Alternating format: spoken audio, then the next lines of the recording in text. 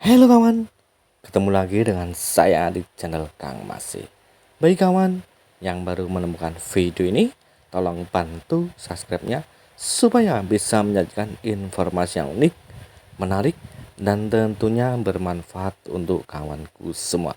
Di video kali ini, Kang Masih akan ceritakan pengertian dan maksud dari nongkrong di kafe ataupun resto. Dari masa ke masa, tempat ini semakin berlomba menyajikan tempat yang keren dan indah. Salah satunya tempat nongkrong yang istimewa ini di Kota Madiun, tepatnya di daerah Caruban. Seperti apa dan bagaimana pengertiannya? Yuk simak dan ikuti video saya ini. Semoga bermanfaat untuk sobatku semua.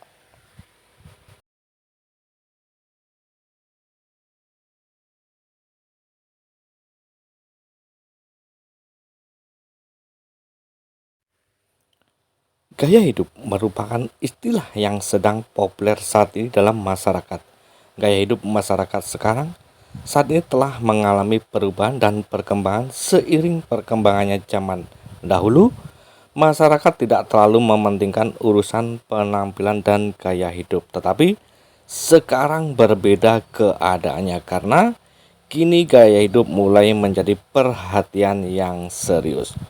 Nongkrong merupakan kegiatan yang dilakukan anak muda maupun dewasa di suatu tempat untuk berkumpul dan melakukan kegiatan untuk mengisi waktu luang. Fenomena nongkrong itu sendiri menarik minat peneliti untuk melakukan penelitian lebih dalam. Gaya hidup nongkrong di negara kita Indonesia sudah ada sejak zaman dahulu hingga sekarang dan mengalami beberapa perubahan seiring perkembangannya zaman. Pada zaman dahulu, nongkrong biasanya hanya dilakukan di warung kopi kecil ataupun warung-warung nasi biasa pinggir jalan. Kegiatan yang dilakukan juga lebih sederhana seperti hanya untuk berkumpul bersama teman, sahabat, saudara, ataupun relasi. Namun, belakangan ini kegiatan nongkrong lebih banyak dilakukan di tempat-tempat yang istimewa seperti di kafe ataupun di restoran. Masih seperti zaman dahulu, kegiatan ini intinya dari nongkrong yaitu hanya untuk ngobrol, bersosialisasi, bertukar pengalaman, ataupun membicarakan seputar pekerjaan dan keseharian. Gaya hidup adalah pola hidup seseorang di dunia yang diekspresikan dalam aktivitas, minat, dan opininya. Gaya hidup menggambarkan keseluruhan diri seseorang dalam berinteraksi dengan lingkungannya. Gaya seperti ini menggambarkan seluruh pola seseorang dalam beraksi dan berinteraksi di dunia keseharian. Secara umum, dapat diartikan sebagai suatu gaya hidup yang dikenali dengan bagaimana orang menghabiskan waktu ataupun aktivitasnya. Apa yang terpenting orang melalui pertimbangan pada lingkungan ataupun minat, dan apa yang menjadi pikiran tentang diri sendiri dan dunia di sekitarnya. Gaya hidup menunjukkan bagaimana orang hidup, bagaimana membelanjakan uangnya, dan bagaimana mengalokasikan waktunya serta meluangkan waktu dan tempatnya. Selain itu, gaya hidup juga bisa menggambarkan individu dalam berinteraksi dengan lingkungannya. Gaya hidup ataupun nongkrong juga mencerminkan bagaimana individu berbuat dan berperilaku ke depannya atau kesehariannya. Kegiatan nongkrong merupakan bahasa pergaulan atau bahasa gaul anak muda-mudi sekarang dalam bahasa kita atau bahasa Indonesia yang sama, artinya dengan berjongkok ataupun duduk dan bersandar pada suatu tempat. Namun, dalam definisinya, istilah nongkrong menjadi lebih luas. Banyak kegiatan dan aktivitas baik aktif maupun pasif yang kemudian berkembang di dari sekedar duduk ataupun nongkrong seperti ini.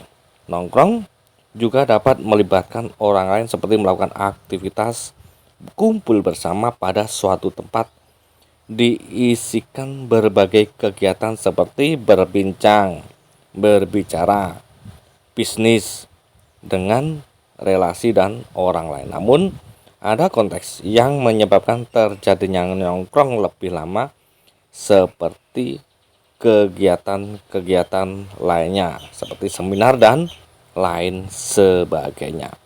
Faktor-faktor yang menjadi latar belakang kegiatan nongkrong antara lain kecenderungan orang-orang sekarang adalah memanfaatkan keempat yang ada untuk berkumpul bersama dengan kerabat di dalam setiap kepentingan dan tujuan yang sama, sehingga pada akhirnya akan membentuk kelompok-kelompok dengan kepentingan yang sama juga.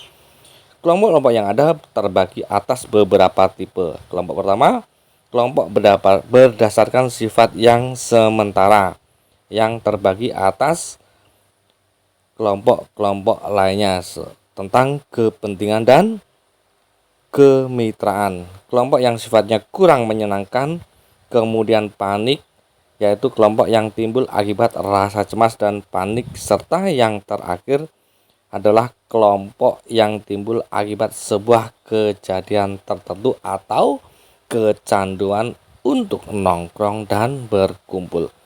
Ketiga kelompok berdasarkan tindakan hukum yang dilakukan orang, yaitu terbagi atas kelompok yang muncul karena rasa emosi, kemudian kelompok yang kehadirannya juga bisa memicu masalah dan lain sebagainya.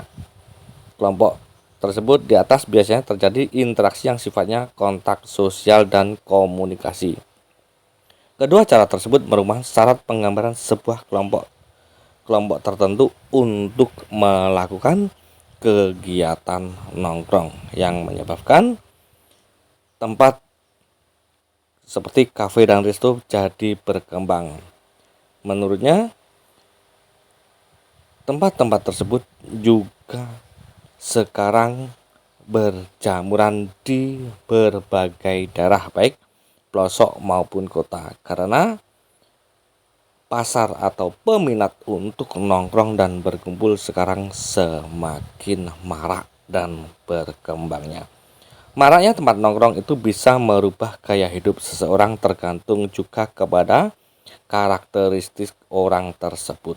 Kalau orang tersebut merupakan pribadi yang tergolong senang bergaul dan suka untuk mencoba hal baru, dan mereka sendiri tidak pelit untuk mengeluarkan orang, berapapun jumlah hal tersebut dapat merubah gaya hidup seseorang, seperti membuat dirinya menjadi seperti kaum hedonisme yang sebenarnya bisa saja ia hanya tergolong seperti kaum proletar yang memaksa dirinya untuk seperti kaum hedonisme. Pengertian tentang hedonisme adalah paham sebuah aliran filsafat yang dari negara Yunani. Tujuan paham aliran ini adalah untuk menghindari kesengsaraan dan menikmati kebahagiaan sebanyak mungkin dalam kehidupan di dunia.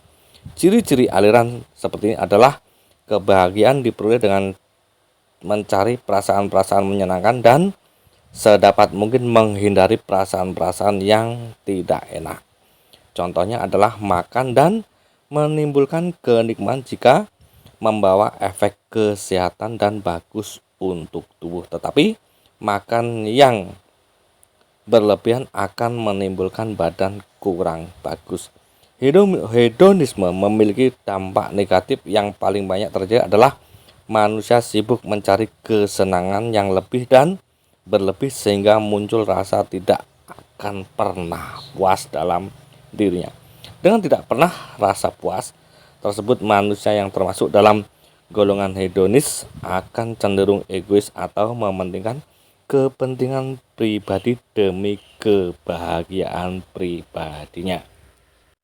Sedangkan pengertian proletar sendiri berasal dari bahasa Latin yaitu proles yang sering digunakan untuk mengidentifikasikan kelas sosial rendah, sedangkan anggota kelas tersebut kaum proletar yang juga sering disematkan dengan orang-orang yang bekerja kepada para pemilik modal tetapi tidak memiliki alat produksi. Kaum proletar dengan pengertian demikian dapat diartikan juga dengan kaum buruh.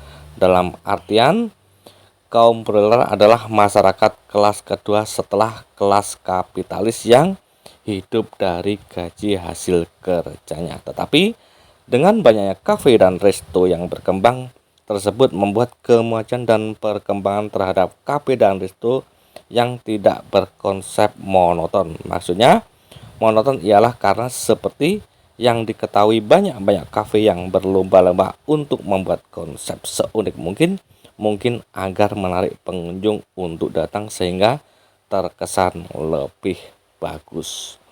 Seperti kafe yang ada di kota Madiun ini.